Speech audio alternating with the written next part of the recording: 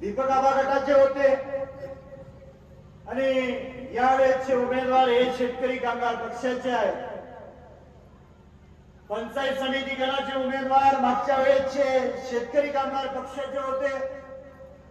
यावेळेचे उमेदवार हे दीपक आबा गटाचे. काही तासांपूर्वी या गावामध्ये एक सभा झाली आणि त्या सभेमध्ये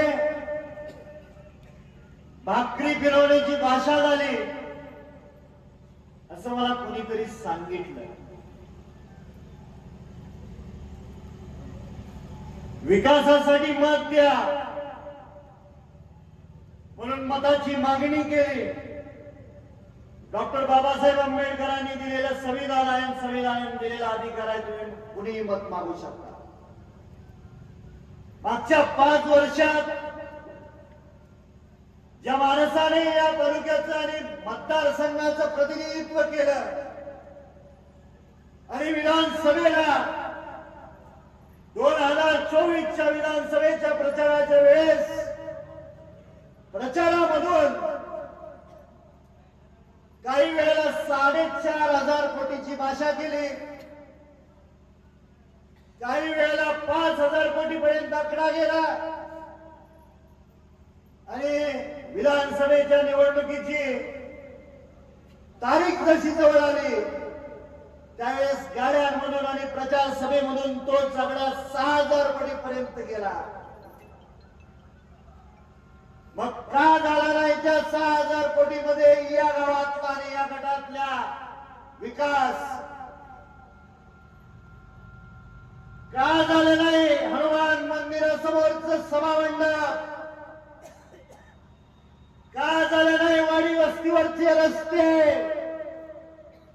का झाले नाही शेतकऱ्यांना लागणाऱ्या विजेसाठी डीपी? आणि आज तुम्ही या ठिकाणी येऊन सांगताय भाकरी फिरवा. हा मतदारसंघ शेतकरी कामगार पक्षाचा आहे, पुरोगामी विचाराचा आहे, शिवशाहू फुले आंबेडकरांचा आहे. हा विचार या तालुक्यातल्या आणि या भागातल्या गोरगरीब जनतेच्या 3-3, 4-4 पिढ्यांनी 50-60 वर्ष विचार जपलाय. आणि आबासाहेबांच्या काळामध्ये आज कुणीतरी सांगितलं म्हैसाळच्या पाण्याचा मुद्दा.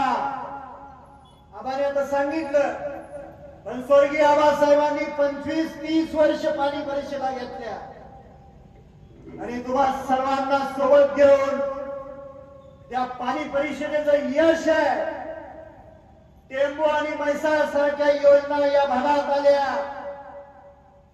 वेळोवेळी पश्चिम महाराष्ट्रात ज्या वेळेस या राज्याचे मुख्यमंत्री सन्माननीय देवेंद्रजी आणि या देशाचे मंत्री महोदय सन्माननीय नितीनजी गडकरी साहेब येतात आणि त्यांच्या भाषणातून त्यांनी अनेक वेळा सांगितलेलं आहे की टेंबू आणि म्हैसाळचं काम फक्त आणि फक्त तुम्हा सर्वांचं दैवत स्वर्गीय आबासाहेबांमुळे झालेला. या भागातला काही गावातलं वंचित क्षेत्र म्हैसाळ पासून वंचित आहे. दीपक आबा, तुम्हाला मगाशी मी सांगितलं, पण तुम्हा सर्वांना मी सांगू इच्छितो की हिवाळी अधिवेशनामध्ये पण वंचित क्षेत्राचा मुद्दा मांडला आणि या भागातला म्हैसाळच्या जी योजना आहे त्याच्या अंतर्गत जी गाव आहे ती टेंबूची जी गाव आहे ती या तालुक्यातला इंच ना इंच जमीन ही ओलिता खाली आणल्याशिवाय आम्ही स्वस्थ बसणार नाही, हा माझा तुम्हाला विश्वास देतो.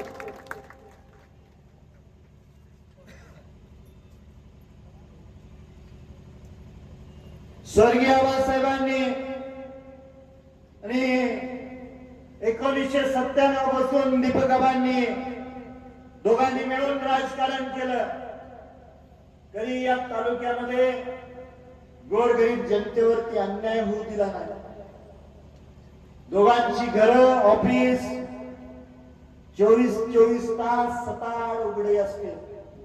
रात्री अपरात्री जरी कोणी आलं तर आबासाहेबांच्या निधनानंतर सुद्धा माझ्याकडून थोडीफार तुमची सेवा झालेली आहे. या गावामध्ये आबा कुठल्या दवाखान्याचं आहे? 50 लाख रुपये पशुवैद्यकीय दवाखान्यासाठी 50 लाख रुपयाचं काम आपण मागच्या महिन्यामध्ये मंजूर केलेलं आहे. आज काही लोक शेतकरी कामगार पक्षाची या मंचावर नसतील, सभेमध्ये नसतील, काही चर्चा करू नका, कुणी दुसरा विचार करू नका. शेतकरी कामगार पक्षाचा 50-60 वर्षाचा विचाराची प्रक्रिया आहे. त्या प्रक्रियेतून कमिटी नेमली गेली आणि कमिटीतून घेतलेले हे निवडलेले उमेदवार आहेत. त्यामध्ये बाबासाहेब देशमुखचा 1% हात नाही. कोणतं ज्यावेळेस रस्सिकेच असते उमेदवारीसाठी, एखाद्याच्या पारड्यात उमेदवारी पडते आणि दुसऱ्या पारड्यात ज्यावेळेस पडत नसते त्यावेळेस नाराज होणं साहजिक असतं.